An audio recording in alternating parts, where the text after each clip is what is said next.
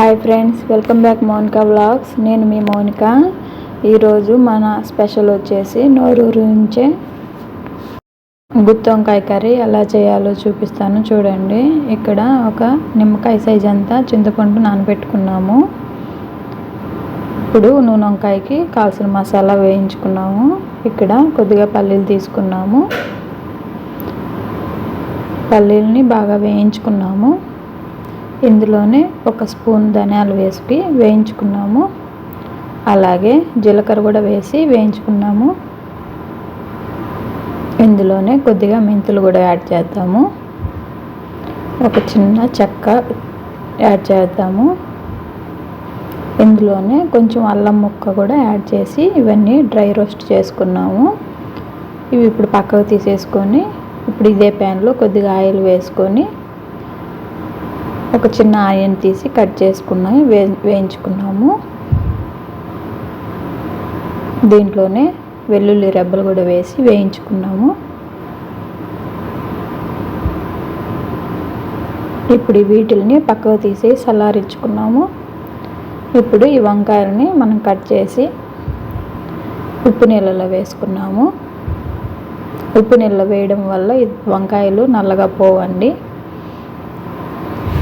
వంకాయలని కట్ చేసి పక్కన పెట్టుకున్న తర్వాత ఇప్పుడు మనం ముందుగా వేయించి పక్కన పెట్టుకున్న ఈ మసాలాను కూడా ఒకసారి మిక్సీ పట్టుకున్నాము.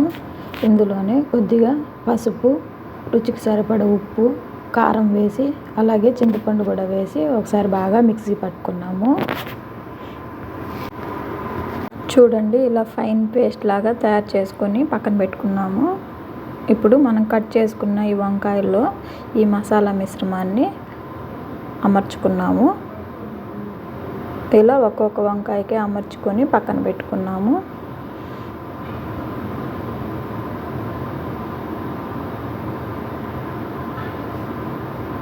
ఇప్పుడు స్టవ్ ఆన్ చేసి దాబర పెట్టుకొని అందులో కొద్దిగా ఆయిల్ వేసుకున్నాము. ఆయిల్ కొద్దిగా ఎక్కువగానే వేసుకున్నాము. ఆయిల్ వేడయ్యాక ఆవాలు వేసుకొని ఒక ఆనియన్ కట్ చేసి వేయించుకున్నాము. అలాగే కరింపాకు కూడా యాడ్ చేద్దాము. ఆనియన్ వేగిన తర్వాత టమోటాను కూడా వేసి బాగా వేయించుకున్నాము. ఒకసారి మూత పెట్టి టమోటాను బాగా మగ్గించుకున్నాము. టమోటా బాగా మగ్గిన తర్వాత ఇందులో మనం మసాలా పెట్టి పక్కన పెట్టుకున్న వంకాయలను కూడా ఇందులో ఒక్కొక్కటి యాడ్ చేసేద్దాము.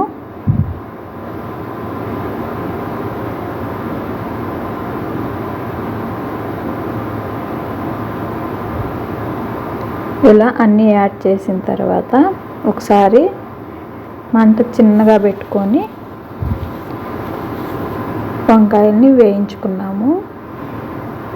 ఈ వంకాయలను నూనెలోనే ఎక్కువసేపు మగ్గనిచ్చే టేస్ట్ బాగుంటుంది.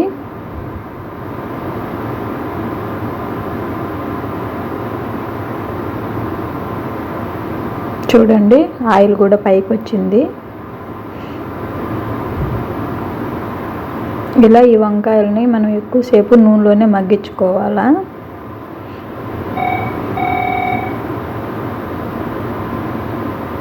ఇప్పుడు మనం మిగిలిపోయిన మసాలాను కూడా ఇందులో వేసి ఒక కొద్దిసేపు వేయించుకున్నాము.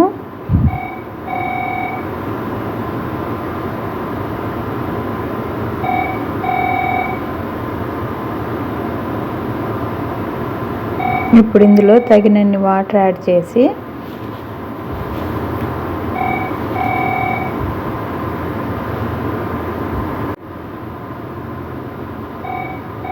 మూత పెట్టుకొని బాగా ఉడికించుకున్నాము. ఒక 10 మినిట్స్ ఉడికించుకున్నాము. ఇప్పుడు మూత తీసి ఒకసారి చెక్ చేద్దాము. చూడండి, వంకాయలు ఆల్మోస్ట్ ఉడికిపోయినాయి. ఎందుకంటే మనం ముందుగానే వంకాయలను ఆయిల్లో ఎక్కువసేపు వేయించుకున్నాము. చూడండి, ఫైనల్గా ఆయిల్ కూడా పైకి వచ్చేసింది.